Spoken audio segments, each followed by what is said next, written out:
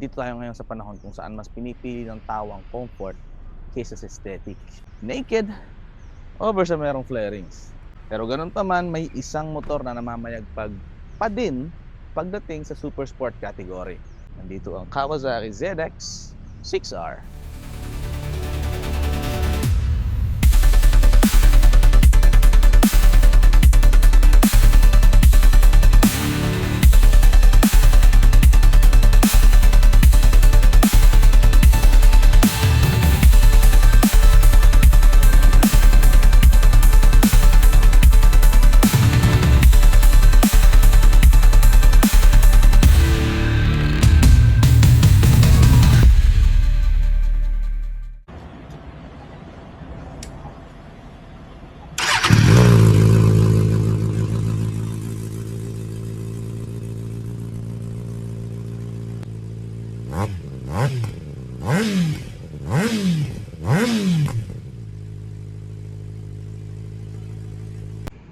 So guys, yung nasa harap natin ngayon isang Kawasaki ZX6R in green na naka KRT.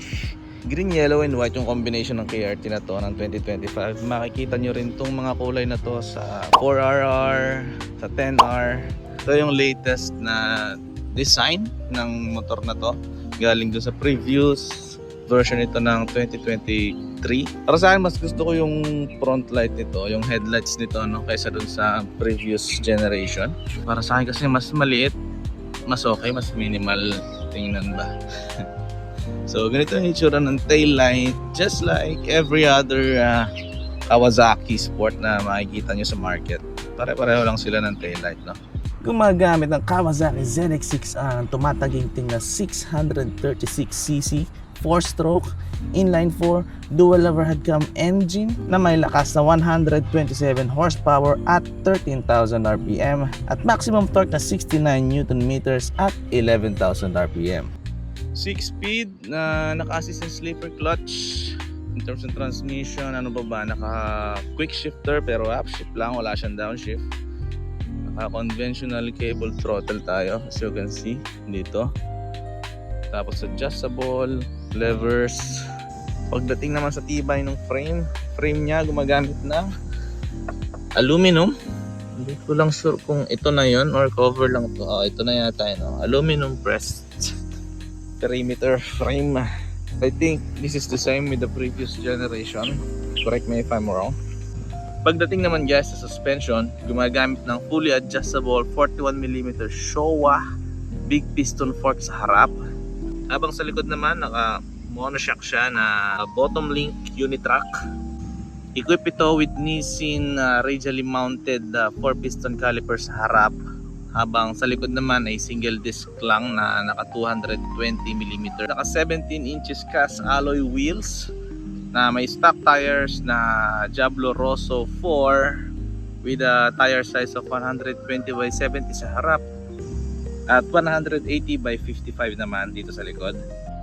So just like every other Kawasaki's dito sa batch na to, I think sa 2024-25, naka 4.3 inches TFT display tayo sa instrument panel. In terms naman guys ng riding mode, may 4 na riding modes itong motor na to. So to change it, dito lang tayo sa left handlebar, hold lang natin, hold, press for maybe 2 to 3 seconds at makikita natin nagbabago yung riding mode niya. So sport, rain, road, and rider. Rider naman kung saan pwede mo siya i-customize sa mas prefer mo ng mga settings. Pagdating naman sa upuan, 2-piece siya, isa sa pillion at isa sa main seat. Para sa akin napakatigas pareho. Sasakyan ko ito kagabi and grabe ang pagkatigas guys. Walang comfort dito sa motor na to. Parang tinanggal na sa bokabularyo natin yung comfort dito sa motor na to. Aggressive riding position, matigas na upuan. Actually, pillion mas matigas naman yung kay NK. Pero ito manipis din eh. So pagtagal hindi rin talaga. So guys, 5'5" yung height ko. And ganito po yung itsura ko pag sumakay tayo sa Kawasaki ZX6R. Yeah. Makikita nyo guys, flip daw tayo. Well, hindi naman siya ganun kasobrang taas katulad nung I think R1 na nasakyan ko. Ito, actually kaya naman, nasa 600cc din naman yung bike natin, no? I think that's it guys for our 2025 ZX6R. Pinakamaganda niya, subukan na natin sa kalsada. Para malaman natin ang talim ba ng motor na to ay hanggang looks lang o pati sa performance.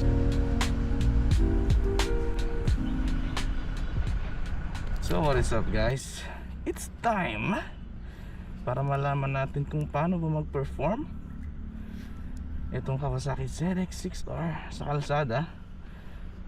Well, perform not perform totally kasi this bike is designed para sa track guys. So hindi natin ma-maximize yung capability ng bike, especially nasa city tayo ngayon, hindi tayo makapagpabilis. Try lang natin yung feel pagdating dun sa seat height guys. Para sa akin hindi na siya ganun kahirap siya i-maneuver since meron nga tayong bike na 600cc din, and I think parang mas mataas yung forma ng motor natin kaysa rito.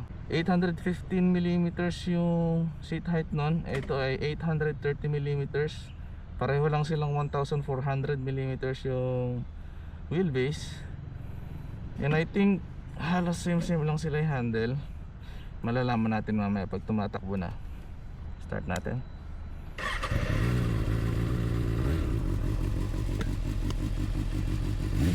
Subukan natin arangkada.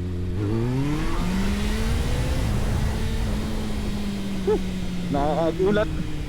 Parang nasa hot pa lang ako ng throttle. Binibiyapit na ako. See?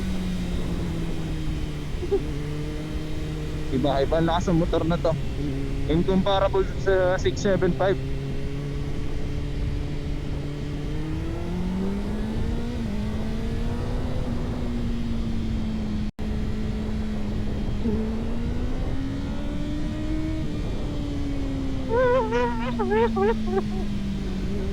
This is something na kailangan yung mag-ingat guys. Lalo kung beginner ka, I won't suggest this bike sa beginners.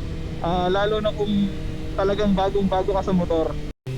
Tapos in terms ng ergo guys, matic na yan syempre. Kung sinabi ng ergo, ta super sport, no, it's not gonna be comfortable guys. Alam niyo yan. So compared lang talaga natin dun sa NK, ito sub-sub talaga. So lahat ng weight mo sa braso talaga. O kung kailangan mo support, i-grip mo yung tuhod mo rito. Pero I don't think na you won't last that long sa mga long rides. Siguradong magkaroon ka ng muscle cramps sa legs. Uy!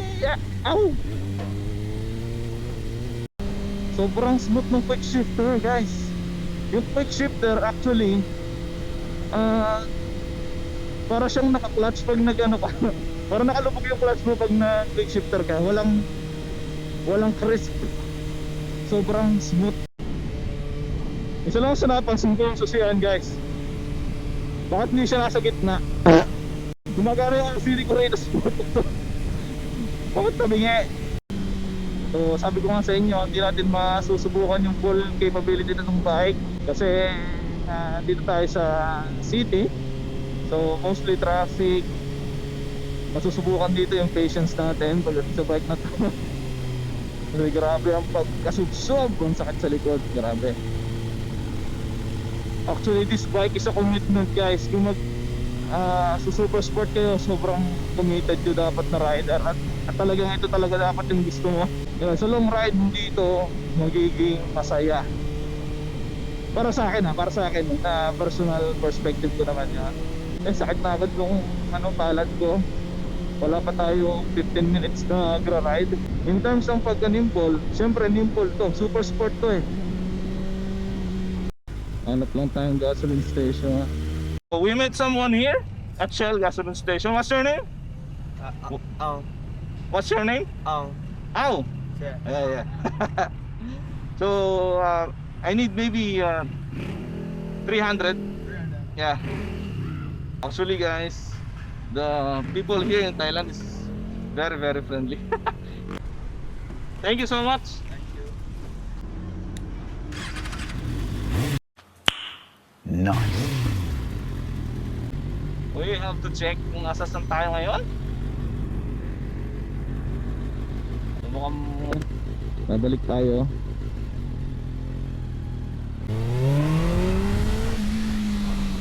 Uy!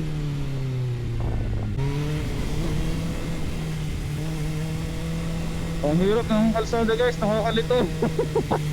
Doon ako pupunta sa kabila. So kahapon nga pala, sinama natin si Mrs. for a spin dito rin sa Pattaya City. No, hindi niya nagustuhan talaga.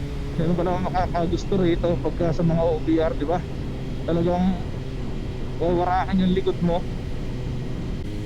So one thing talaga na kailangan ko talagang ipagdiinan sa inyo na this bike is a commitment guys. Hindi mo pwedeng bilhin lang itong motor dahil maganda yung itsura. Hindi magtatagol sa ito, promise. Kasi kung naghahanap ka ng comfort tapos ito yung bibilin mo, no, you won't get it. You won't get a bit of it. Yung upuan napakatigas, promise. Kahit yung main seat niya, 2-piece seat to, isa sa pillion, di ba? Isa sa main seat. And matigas guys, matigas kahit yung main seat eh.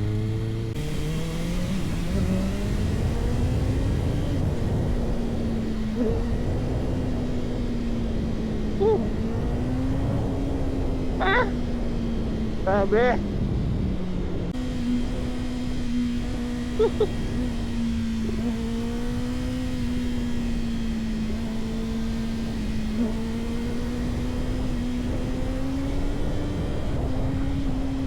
Grabe man. I don't know if I can man. Grabe leaks yung motor na to. Akala ko dati magiging struggle ko dito is kapag nakatigil kasi medyo tiptoe tayo eh. Pero para sa akin mas mababa yung center of gravity nito kaysa rin sa NK eh. Parang mas mabigat dalhin yung NK sa ganitong tigil. Siguro dahil talagang yung DNA nitong bike na to pang super sport, so kailangan planted talaga siya sa kalsada. Pero the fact na parang ayaw ko nang dalhin na maayos tong 6R, no? Parang yeah, parang ready na tayo sa ganitong klase ng motor kung sakaling mapaibig tayong bumili. So siguro mag-workout muna ako ng lower back. Kailangan ko munang mag-gym. In terms guys na init na akin no, it's not much actually. It's not much. Sambirit, let's go.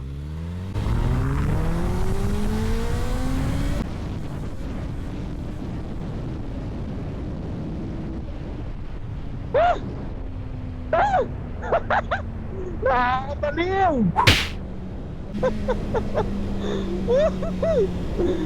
Grabe, nakakatakot man. Nakakatakot yung lakas ng ano nito. Lakas ng makina nito. Can't imagine yung mga 1000cc guys. So yung mga bibili ng ganitong klase ng bike man, talagang balls of steel talaga yung kailangan mo. Anyway guys, yun na lang muna for this episode guys. Kung nagustuhan nyo yung episode natin, please don't forget to leave a like at mag-subscribe sa channel natin dyan sa baba. Again, this is Kuya Juicy and peace out.